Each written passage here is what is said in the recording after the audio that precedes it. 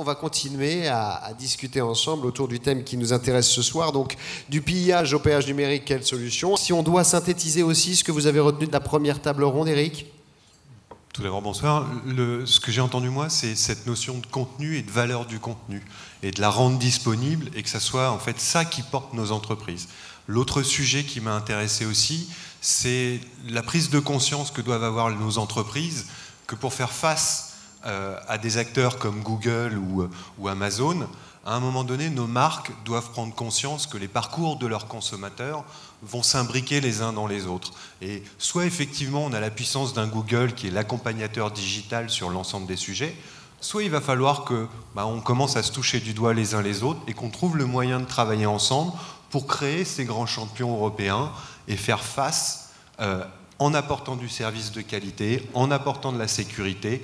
Enfin, la CNIL, en suivant la communauté européenne, avec la GDPR, nous oblige et va nous amener à nous transformer. C'est une véritable opportunité. C'est aussi un risque, puisqu'il y a des pénalités financières qui sont très fortes pour les entreprises qui ne le suivraient pas. En revanche, si on attrape la balle au bond et qu'on décide d'apporter du service, de s'attacher à bien connaître son client pour résoudre son problème et non pas pour juste faire du yield marketing et le reconnaître et lui faire payer plus cher, à ce moment-là, on va créer de la fidélité et on fera de nos entreprises des championnes sur du digital.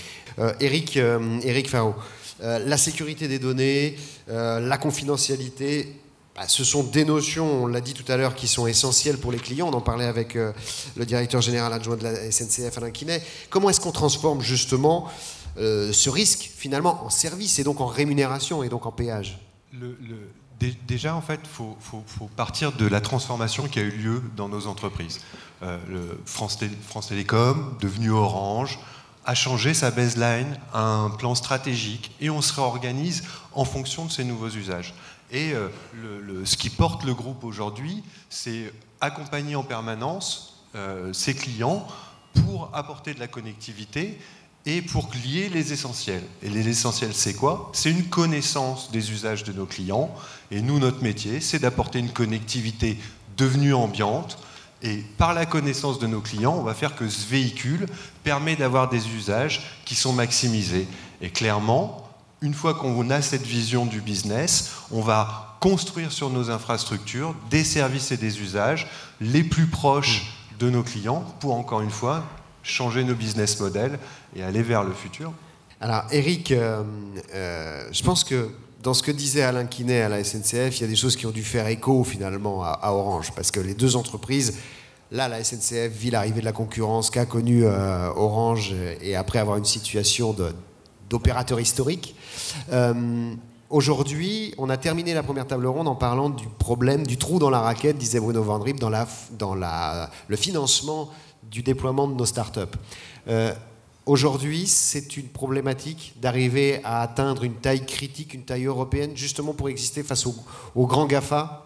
Aujourd'hui, oui. De toute façon, on voit bien que même à notre niveau, on a besoin de s'entourer. On a travaillé, on a mis en place des dispositifs qui nous permettent de travailler avec notre écosystème, que ce soit avec l'écosystème de start-up avec Orange Fab, ou que ce soit directement avec nos clients, avec lesquels on co-construit des solutions.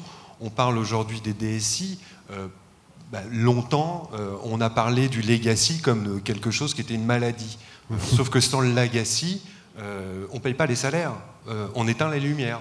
Donc comment maîtriser ce DSI qui est un temps long, tout en offrant aux métiers ce dont ils ont besoin, c'est-à-dire des terrains de jeu, des bacs à sable, où ils vont pouvoir expérimenter avec une vision test fast, fail fast, learn fast, et où la donnée est au centre de la problématique. On va prendre un exemple très simple. Tout le monde connaît Soch. Ça s'est produit en 6 mois sur le DSI d'une grand-mère industrielle. Comment? Parce qu'ils ont travaillé autour d'une DMP, autour de la data, et qu'ils ont construit l'ensemble de leur business autour de nouveaux modèles où l'ensemble de l'information vient de l'analyse qui vient de l'ensemble des canaux. Tout ça est mis au milieu de la table et l'ensemble des métiers viennent se nourrir à l'intérieur. Et progressivement, de cette façon, on peut lancer des offres rapidement, on peut les construire en répondant aux besoins de nos clients, en étant en temps réel dans la réponse, dans la sortie des produits et aussi dans leur transformation parce que vous voyez bien, on lance 5 offres en même temps, vous en enlevez 2 le deuxième jour, et c'est comme ça que ça fonctionne. Et plus vous allez travailler avec cette problématique de data, plus il va falloir s'ouvrir à l'extérieur. Et on en revient à cette problématique de parcours client. C'est les parcours, on passe d'un parcours à un autre, donc d'une marque à une autre. Il va falloir mettre du sens à l'intérieur de tout ça et qu'on travaille les uns avec les autres. On a rencontré dernièrement un grand retailer qu'on a fait rencontrer avec nos équipes métiers. Et cette rencontre, à un moment donné, a fait que ces gens qui sont face à des clients tout le temps se sont dit, mais on peut peut-être travailler ensemble. Nous avons 2 marques différentes. En revanche, vous avez de la connectivité, vous êtes sur des problématiques que nous appelons essentielles, la santé, le bien-être, et vous avez des devices ou des produits, est-ce qu'on ne peut pas faire quelque chose ensemble ? Des offres émergent. C'est ce que disait Quentin Sagnier quand il parlait de son projet avec Sky.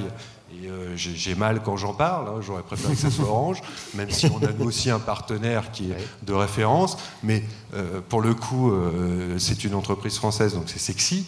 Mais voilà, c'est aussi comme ça que les choses vont se faire. C'est cette activité en commun, avec au centre la data, la qualité des produits, mais aussi des contenus. Et là, effectivement, donc chasser en meute pour être des acteurs de poids au niveau européen, des acteurs européens. Pardon. Non, mais c'est ça. Non, mais si vous voulez rajouter un mot. Non, mais c'est en fait, quelle que soit la taille de l'entreprise, hein, ce problème se joue. On travaille avec des startups qui font des choses pour les gens qui ont des handicaps. Et c'est pareil. Ils ont demandé à ce que le projet qu'on traite avec eux se traite autour de la data. Et de cette data, on s'est posé la question des flux, et les flux remontent soit vers l'utilisateur, soit vers les équipes métiers qui réexploitent cette donnée dans leur processus métier. Merci Robert Ossep, donc d'Ingerop, Nicolas Boilly, HPE et Eric Parot, Orange Business Services.